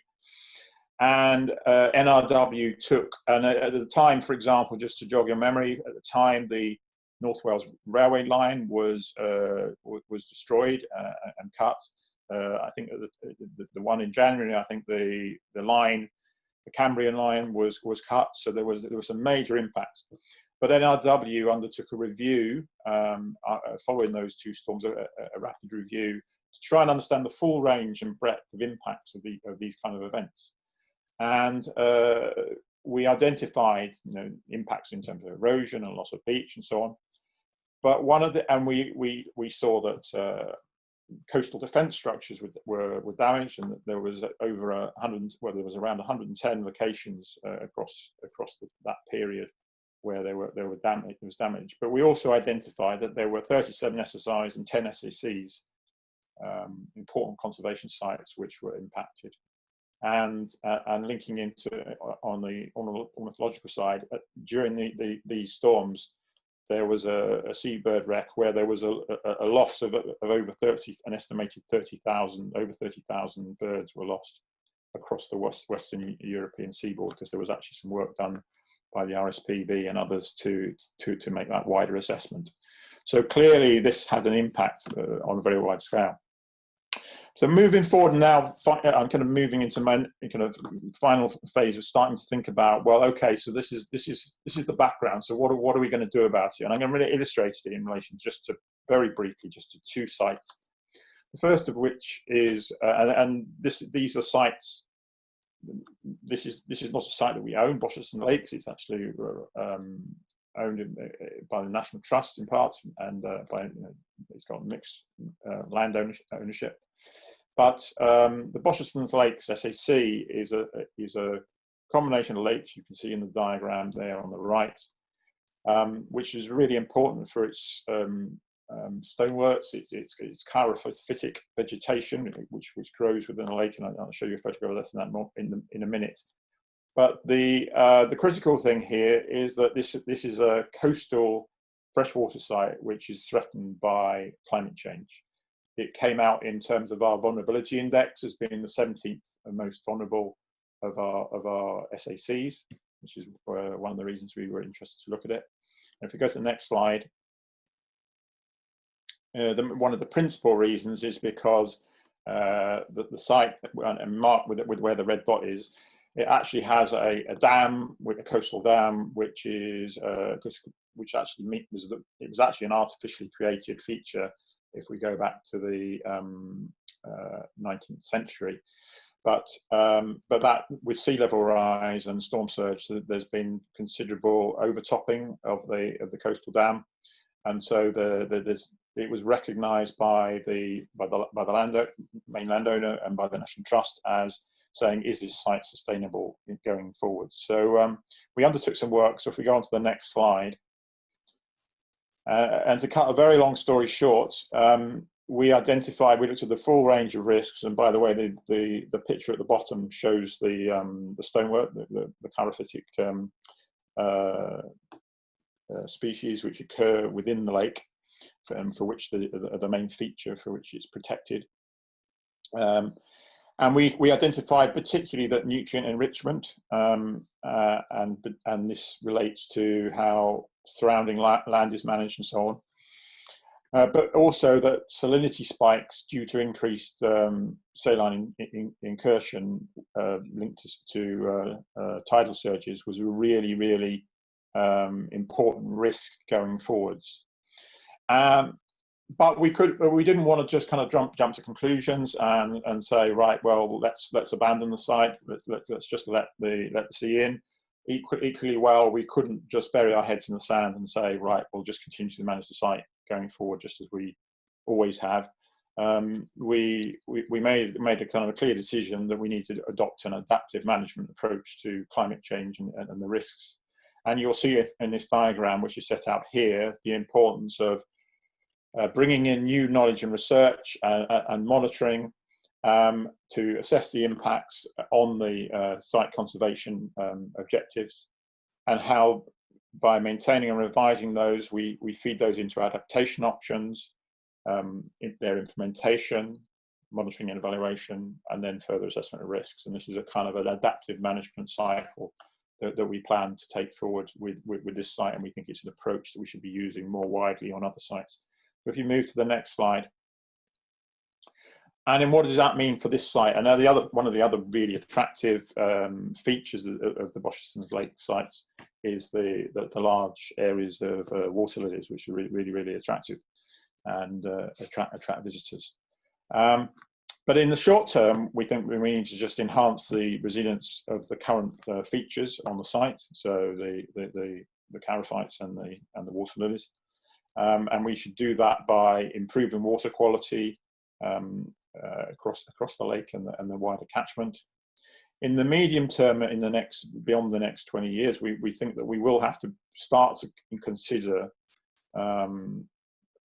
how we kind of reinforce the dam, potential for protection of certain elements, and whether or not we can look at things like saline tolerant charophyte sources as an option. And so only in the longer term, as we evolve our thinking, would we be thinking about some kind of managed transition of this site into a saline feature.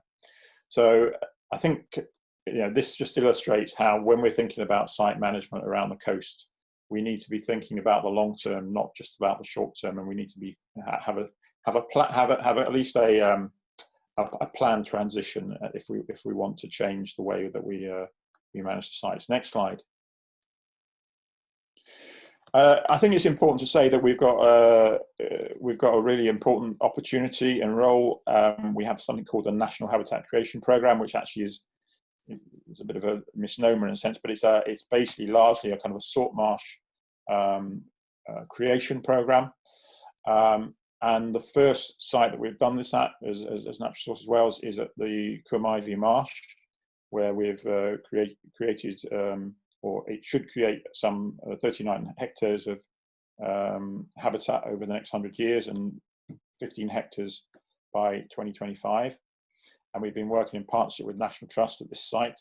There's been quite a lot of challenges in doing this work, but particularly in terms of issues around access and the impacts it had on the Wales coast path. But actually going forward in terms of the Wales coastline, thinking about how we manage sea level rise and whether we hold the line, whether we go into a managed retreat scenario such as here, or whether we take a more laissez-faire and wait and see what happens and leave it to nature approach. We've got a lot of thinking to do in terms of which of those, how we manage those different approaches as we take those different approaches around the coast. So if you move to the next slide.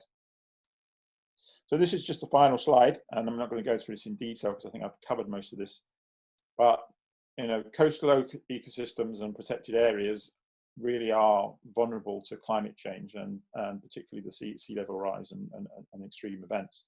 And so I think that'll be an important kind of issue and theme of no doubt, which part of the background to the ECHOS project.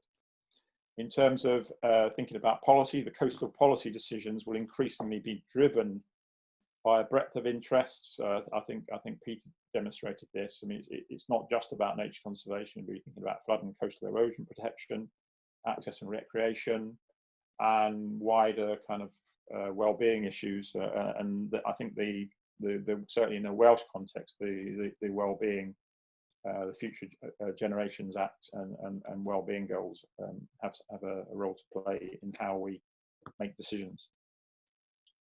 Clearly, there's a need for good evidence to make those decisions, and so we need to understand the impacts, the risks, and the management options, and that will be critical in determining how we can and the pace and the scope and timing of coastal adaptation actions. So hopefully the project will provide us with some outputs which will help inform that kind of process. And finally, just to reinforce what I think I've said, which is that in taking an adaptive management approach, I think we will increasingly need to think about how we manage our coastal sites and how they may need over longer timescales to transition and look quite different to in some cases to how they look today. So thanks very much, and I'll happily take any questions at the end. Thanks, Crona. Many thanks indeed. That's fantastic, and there was so much in there. This term, something I'll take from today. You talked about how climate change is happening, and then you said it has happened, and that sort of sent a bit of a chill down my spine, because you're absolutely right. But I just had always thought about it, like probably most people, as being something in the future, something to come. But we're in it. Not only that, like you said, it's happened. So I will take that today, and this the adaptive management approach is really interesting to me. So I just wish we had more time to take some more Q&As at the end. So I'm sorry, Ben, we're about 10 minutes running a bit late, but don't let that rush you. We've still got plenty of time to hear from you. Fantastic, thank you. Well, what can I say? The panelists that we've heard from today have offered incredibly interesting presentations, and if I was to kind of perhaps summarize very briefly some of the main points that will stay with me now for after today, I think is the fact that, to start with, with the migratory birds, that we very much, I know it's something that in the post-Brexit era, or when we finally get to a post-Brexit era, we are very keen to make sure that the cross-boundary cooperation continues, the cross-political boundary, cooperation continues. But of course, as we learned from the migratory birds, nature doesn't really recognise those political boundaries and borders. And actually, by looking at both the Curlew and also the white-fronted Greenland, the Greenland white-fronted goose, we have an opportunity, not quite a vector, but certainly an object and a case study that bridges those boundaries, those political boundaries, in a way that perhaps is quite unique.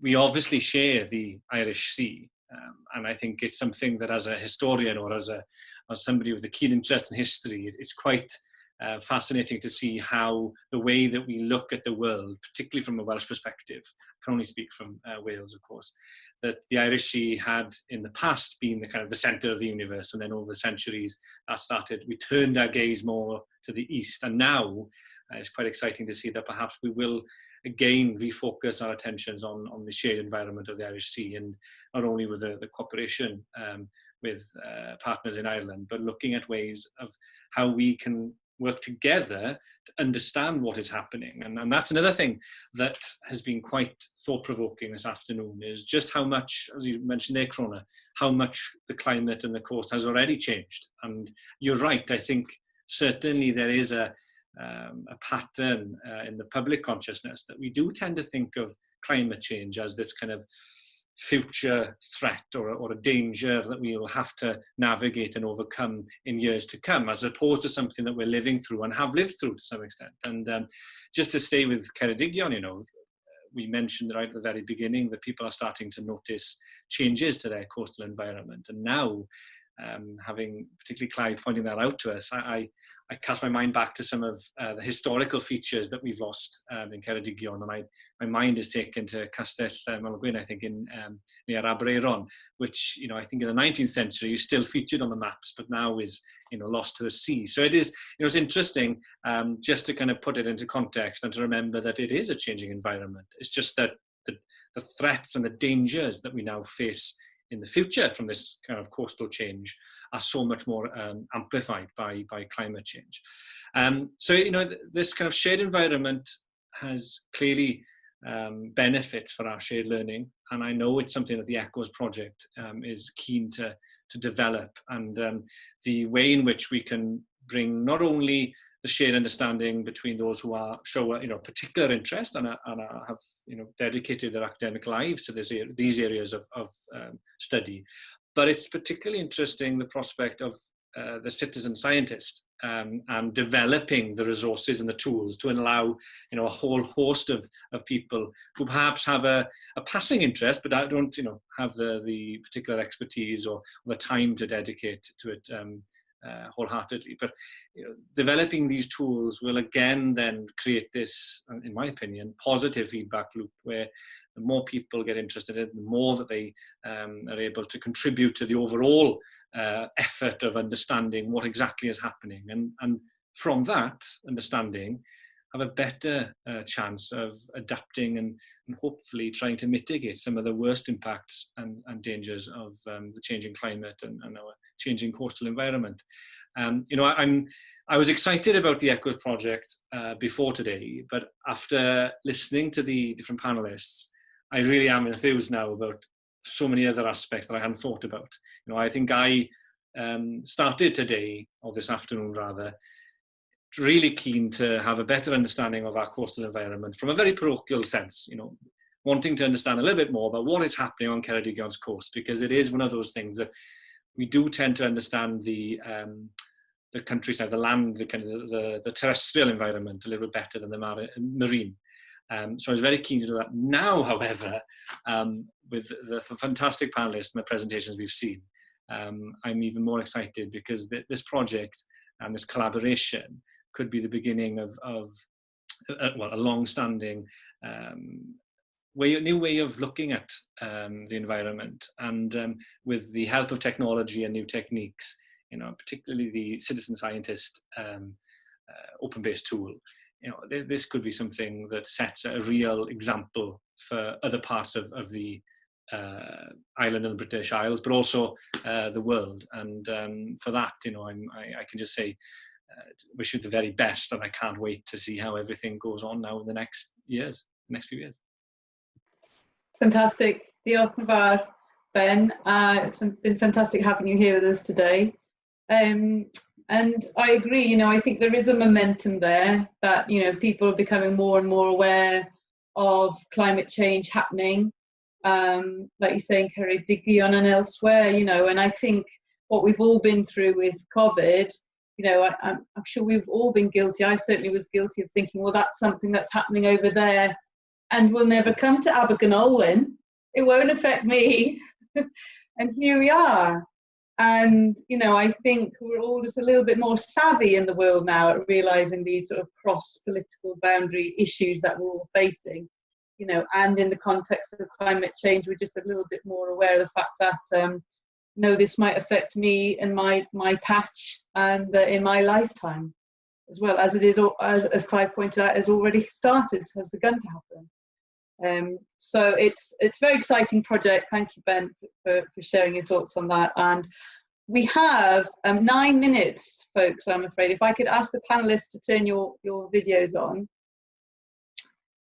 We have, in fact, dealt with all the Q&As very efficiently as we've gone through the webinar. So it's really an opportunity for reflections, thoughts, and folk that if you still have a question, pop that into Q&A. But really it's an open floor, and if I could put Peter on the spot, as he knew I probably would, and ask him to set us off maybe, or to maybe share your own collective thoughts, Peter, after this afternoon. So I'm hoping you can hear me. I'm tremendously grateful to the various public representatives and personalities who put aside time to give us some really stirring and encouraging presentations today. So Lesley Griffiths, the Minister, our VC at the University, Elizabeth Treasure, our local MP, most recently speaking there, Ben Lake, and very kind words indeed. And I truly hope that some of your thoughts and reflections on this afternoon do truly represent, what happens during the next few years during this operation and other environmental projects with similar themes, to engage the public, to broaden appreciation of these seriously pressing concerns, but so that we can cooperate and through cooperation obviously achieve positive adaptation and minimise the shocks to our daily activities and our livelihoods and quality of life. So I also really have to talk about the heightened awareness of nature that's really encouraged by sorts of contributions from real passionate people such as Dan, who really talk about nature in a really engaging way, clearly interested in engaging children at schools and elsewhere in nature. Crona herself said, just how much technology can assist with that, not just with Dan on her television shows and in public engagement, but through apps when designed. We really hope that we're successful in producing something. The team leading at Compass Informatics have expertise in this area, and we've got various other partners who have a background in this. So we're really hoping that we can encapsulate all the more detailed science and all the information from all the different parts of Echoes into such an app. So then, thanks also to Clive. It's important to see that there is a serious vein of policy through Welsh Government, and there is positive rhetoric to address the climate emergency, and that there are measures in place, and there's a lot of information there to absorb. And I think we need to get up to speed within Echoes with models and other data that are available to inform our own sort of focus within our bird studies and public engagement work.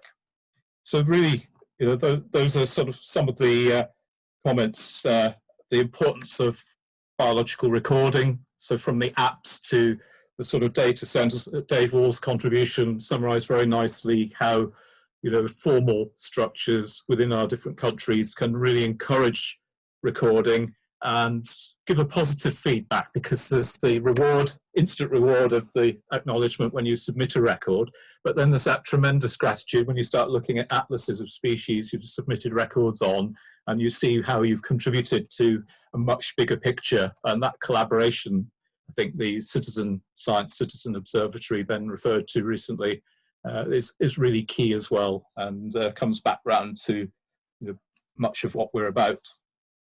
So really, it's over to anyone to comment. I apologise for all those I haven't named. Crona will fill in the gaps and thank all the other contributors, but I named a few, and anyone with any questions for the wider panel. Thank you, Peter. And Dave, I wondered if you wanted to comment on, Peter touched on this increased use, and we talked about as well, this momentum towards more and more people, and you showed it in your presentation, contributing through using citizen science and using your app and tools. Have you seen a marked increase recently amongst contributors and in stats and the numbers and everything? Yeah, I mean, I'm a bit hesitant to say this, but coronavirus has done wonders for biological recording in Ireland, and I'm sure in the UK, as people are forced to stay at home. And perhaps, it's not that anything has changed in terms of the natural world, although there's some stories suggesting that. I think it's more that people's awareness of what's around them has changed. They're stuck at home, they're looking at the back garden, whereas normally they don't have the time to do that. They're wandering around the local neighbourhood, and within a very focused area. If they were on lockdown, they might only have been wandering around the local 2 kilometre squared. And they're noticing a lot more things, and they're wanting to know what those things are, and they're submitting records, and they're asking us questions and taking photos. etc. So I mean, that's driven a lot of interest in biological recording, but also I think there's a general movement in that direction. One of our projects, or one of the projects we're involved in here at the data center, is the Irish Pollinator Plan. And that has really, it's a plan, you know, basically to get people to stop cutting their grass and to allow a bit of wildlife meadow grow and to take action for pollinators. Small actions, but cumulatively, hopefully building into bigger impacts. And the support for that and the drive behind that and how that's caught the public imagination is absolutely fantastic. And we would hope to see something similar in this sphere. I mean, as Ben said earlier, I think the marine has always been the poor cousin to terrestrial biological recording. And that's always been the fact, despite the fact that we're island nations.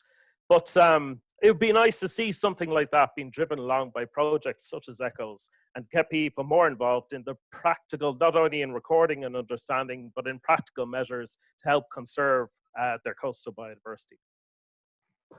Absolutely, and I would echo that, Dave, just from my own personal experience. I think this spring I noticed the most number of changes I've ever noticed. My eyes, my ears and my nose were open to smells and sights and sounds more than ever during lockdown. I think that has been one of the positives of the last few months, and it's great to hear that that's translated through to more records, because as Peter pointed out in his presentation, you know, we need the data to come in, and citizen science is a great hook to enable that to happen.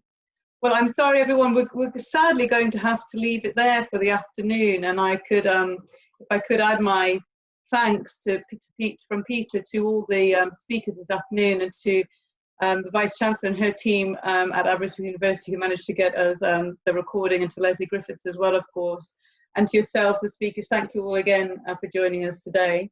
I am going to do one more technical thing and leave you with this slide. Hopefully you can you see my last slide? It's just to please encourage everyone, well, firstly to thank you for joining us this afternoon. I hope you enjoy the afternoon, and a plea really to stay connected, stay in touch, and there are a number of ways these days. If you're on Twitter, please follow us, and we'll post up on there, and dip in and out to our website as often as you can, or you can subscribe to our newsletter. So that's it for me, really. I've only got a goodbye and a Zoom wave left. So thank you all again, and hopefully see you at one of our next ECHOS live events. Thank you all. Bye now.